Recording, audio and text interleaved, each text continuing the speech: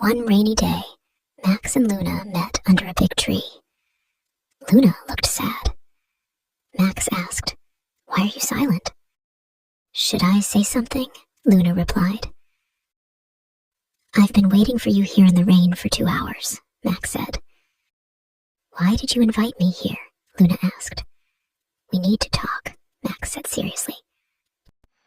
"Tell me." "I am listening," she answered. "Why were you late?" he pressed. "I was busy," she replied. "You're always busy and never have time for me," Max said sadly. "Actually, I didn't want to see you," Luna confessed. "That's why we need to talk openly. This might be our last meeting," he said. "Why last meeting? Won't you come to see our child?" she asked. "I will see my child, but not you," he stated. "However, we will meet," Luna said firmly. "Look, I have come with flowers and apologized many times, but you haven't forgiven me. What more should I do?" Max pleaded. "I can't forgive you, Max," she replied. "What did I do that you can't forgive me?" he asked. "You know why I can't forgive you," Luna said softly. "You are selfish and don't think about our child's future," he accused. "Have you thought about it yourself?" she challenged. "I tried to save our family," he defended. "I came to you several times. You came only twice, and that was just for show," Luna retorted. "Listen, Max, you are the father. You can see him anytime," she added. "Do you think that if you marry someone else, he can be a father to my child? Answer me," he demanded. "You are the cause of this," she said firmly. "Yes, I admit I was not a perfect husband. I'm not lying. I hit you sometimes, but not all the time," Max confessed. "You hit me many times. I didn't tell anyone about Luna said. "There were reasons. I never just hit you," he argued. "No matter the reason, you should not hit a woman. I had a bad temper, but you hit me when I was pregnant." "I remember that," she said. "I didn't hit you then. I just jerked you. There is a difference," he insisted. "No man hits his wife without a reason." "What caused that fight?" Luna asked. "Jealousy. I was jealous when I was pregnant. I screamed and said bad things to you. You should have been calm," she replied. "You should respect the man first," Max said. "I used to respect you," she said. "Is this your respect? You think of things I didn't do, and you blame me," he accused. "I did that because of jealousy.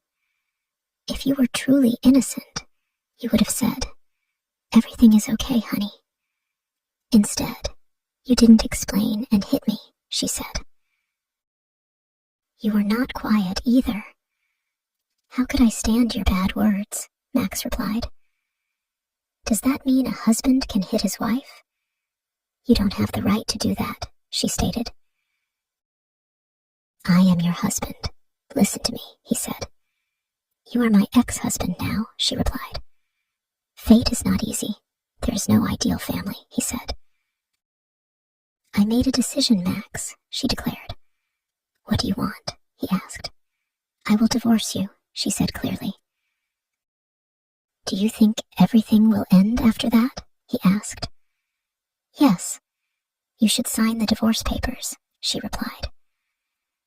"Is there any guarantee that another man won't hit you?" he questioned. "Don't let that concern you. Find a better wife than me," she answered. "In 2 years together, did you forget our good moments?" Max asked. "Yes, there's no point in remembering. I no longer have feelings," she said. "If our paths are different, my child will stay with me," he insisted. "I have raised him since birth. Have you looked after him?" she challenged. A nanny will look after him. I won't leave my child, Max replied. I can't do that. You don't spend time with him. I am his mother. He will stay with me until he is 18, she declared.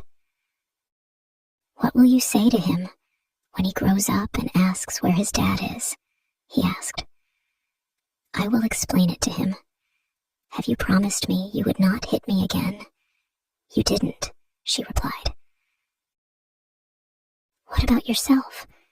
You said you wouldn't change. If you had said you would change, things might have been different, he countered.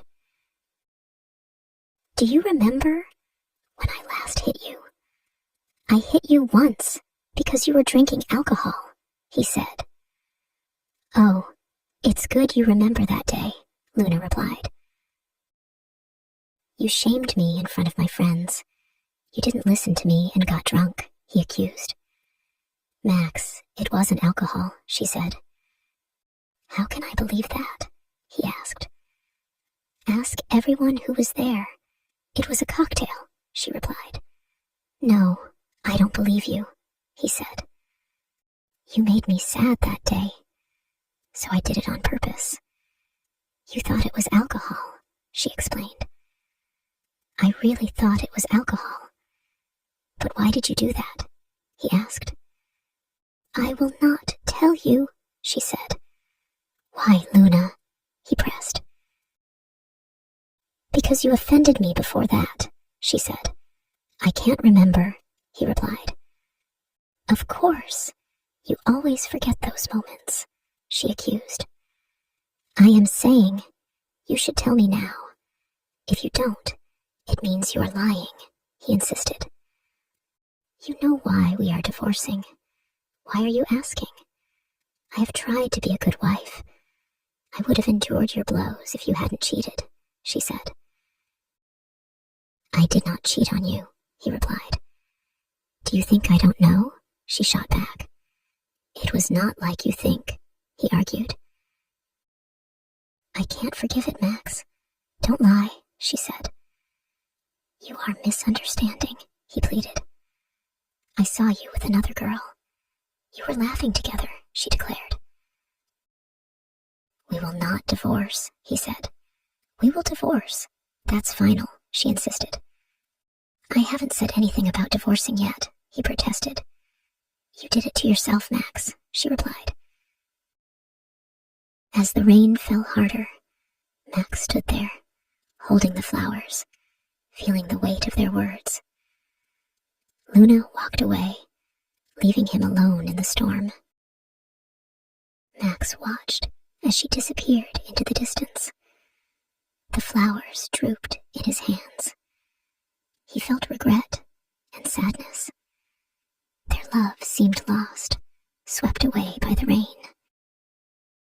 He realized that sometimes love cannot fix everything.